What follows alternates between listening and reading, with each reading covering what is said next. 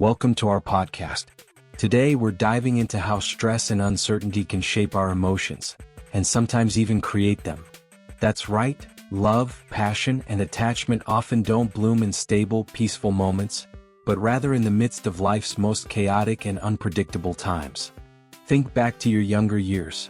Remember falling head over heels for someone in college, when everything felt new and unfamiliar?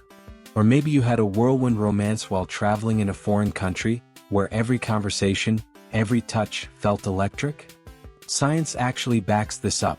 Studies show that when we experience stress and uncertainty, our brain releases dopamine, the neurotransmitter responsible for pleasure and novelty seeking.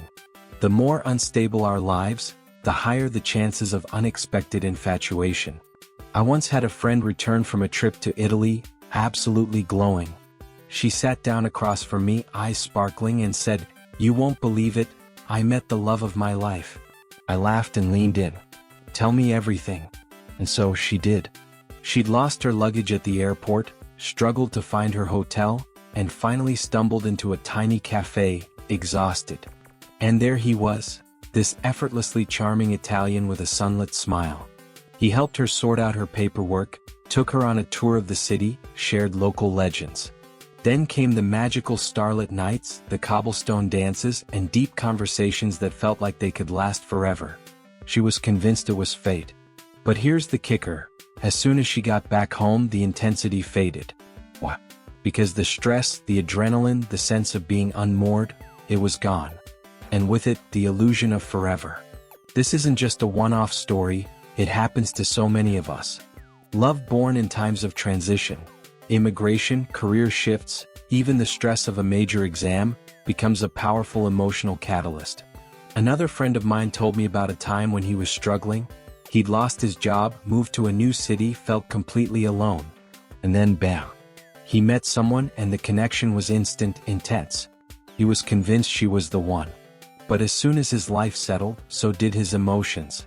They realized that what had truly bonded them wasn't deep compatibility, but shared stress. Anthropologist Helen Fisher has studied this phenomenon extensively. Fear, anxiety, and uncertainty, she says, can amplify romantic attraction. Think about the famous suspension bridge experiment, where people who walked across a shaky high bridge were more likely to feel attracted to someone they met at the other end. Our brains are wild. They love linking emotions to situations, even when the connection isn't entirely real. So, what do we do with this information? Maybe just recognize it. Ask yourself, am I truly in love, or is my brain searching for an anchor? Or maybe we just embrace it.